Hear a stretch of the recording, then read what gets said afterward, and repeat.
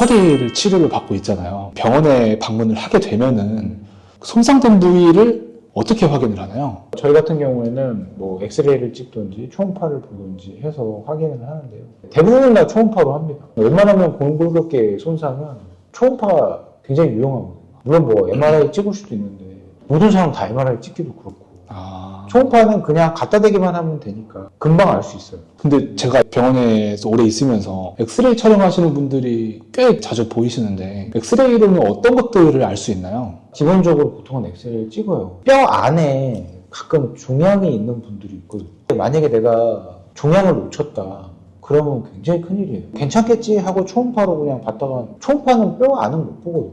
근데 뼈 안에 종양이 있는 분들이 가끔 있어요.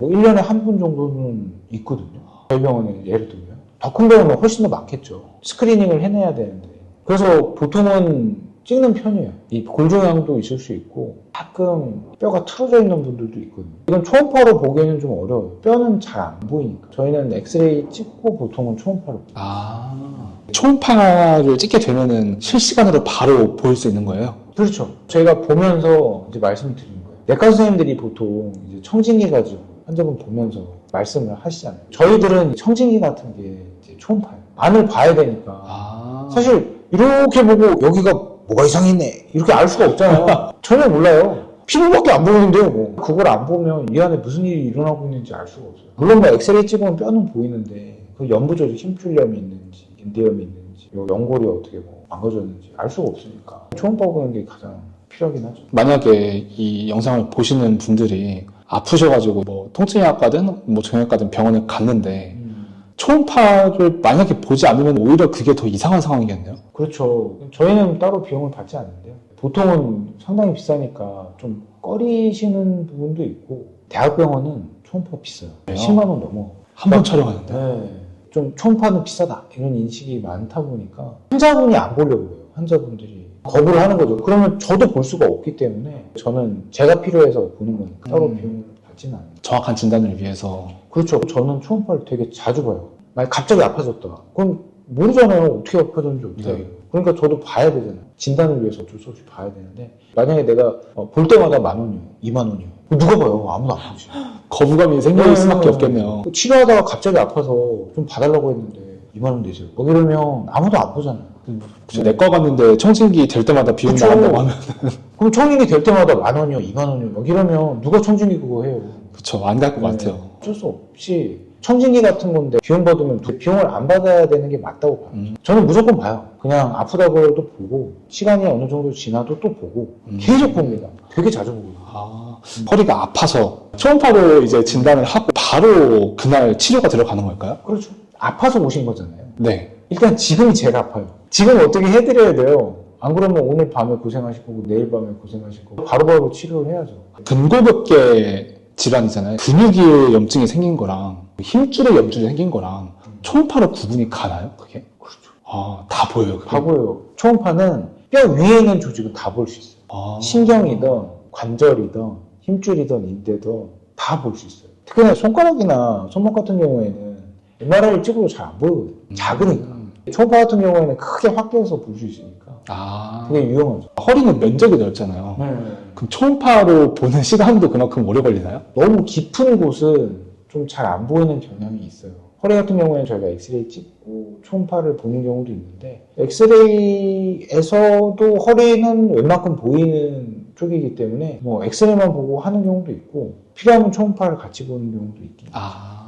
여기서 이제 또 궁금한 게 충격파 치료를 보통 이제 병원에서 치료받는 환자분들은 허리가 아파서 받으시는 분들은 한 어느 정도 받으시나요? 기간이? 진짜 천차만별. 정말 2주 만에 다 나아서 이제 하나도 안 아프다 이렇게 하는 분도 있고 어떤 분들은 뭐 거의 2달 가까이 치료했는데 아직도 조금만 아프다 뭐 하는 분들도 있어요. 식습관도 문제고요. 수면 습관도 문제고 좀 일하는데 좀 뭐 허리 숙이고 계속 일하시는 분들도 있고 무거운 거 지고 일하시는 분들도 있고 그래서 아마 그런 것 같아요. 단순히 그냥 충격파만 한다고 다 똑같이 낫는 게 아니라 평소에 생활 습관이 굉장히 또 그렇죠. 중요한 작용을 하는 거네요.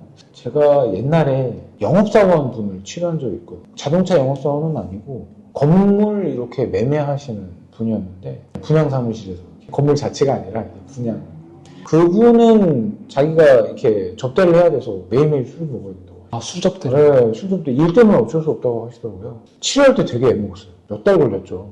매일 술을 드시니까 매일이요? 잘 안 나서요. 통증약과니까 내과가 아닌데 계속 술 먹지 말라는 것도 약간 이상하긴 하잖아요. 근데 이제 안 나으니까 계속 드시지 마시라고 하는데 그거는 일 때문에 먹는 거니까 어쩔 수가 없더라고요. 목수이신 분들한테 망치질 하지 말라는 거랑 똑같은 거잖아요. 그분은 그게 일이니까. 그게 일이니까.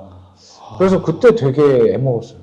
아, 근데 이게 정말 환자분들, 저도 포함해서 정말 잘 모르세요. 그 먹는 게 얼마나 치료에 영향을 많이 그렇죠. 끼치는지. 저도 처음에 몰랐어요. 그러니까 환자를 치료하다 보니까 금방 낫는 분도 있고 이상하게 안 낫는 분, 둘 다 쉬었는데 한 분은 빨리 낫고 어떤 분은 안 낫는 거예요. 그래서 찾아보다 보니까 이렇게 다 먹는 거더라고요. 이거는 또 개인적인 궁금함인데 평상시에 저도 허리를 계속 받고 있으니까 예전보다 많이 안 아프거든요. 예전에는 그냥 서 있어도 아픈 경우도 있었고 조금만 앉아있어도 바로 아프고 그랬는데 지금은 그래도 좀 어느 정도 오래 앉아있어야지 슬슬 다시 좀 통증이 생기는데 체감상으로는 많이 좋아진 게 느껴지거든요. 충격파를 받을 때는 여전히 똑같이 아프더라고요. 그건 세기를 점점 올리니까 아프죠. 아, 똑같은 강도로 하면 지금 하나도 안 아플걸요. 치료 효과를 높이기 위해서 올리는데 세기를 너무 안 아프게 하면 어디가 문제가 있는지 알 수가 없기 때문에 어느 정도는 아프게 하긴 해요. 계속해서 아픈 거는 그냥 치료하시는 선생님들이 맞춰주셔가지고. 아, 그런 거예요. 근데 대신에 이제 세게 받으니까 빨리빨리 낫죠. 아, 이렇게 만약에 이 사람이 한 달 반을 치료했어요. 그럼 한 달에 치료한 양이랑 보름에 치료한 양이 더 많을 수도 있어요. 아, 그래요? 네, 훨씬 세니까. 처음부터 세게 하는 거는 추천은 드리지 않아요. 며칠간 너무 많이 아플 수도 있고 석회들이 막 빨리 나오고 또 염증도 너무 자극하면 아플 수 있고 하니까 차근차근 하는 게 제일 좋습니다. 아, 오늘 이제 허리 얘기를 하다가 여기까지 왔는데 다시 정리를 하면은 허리가 아프다고 해서 디스크일 가능성은 매우 낮다. 실질적으로 통계만 봤을 때도 6% 정도밖에 되지 않고 허리가 아픈데 디스크가 아니다. 자가 진단도 되는 거잖아요. 다리 저림으로.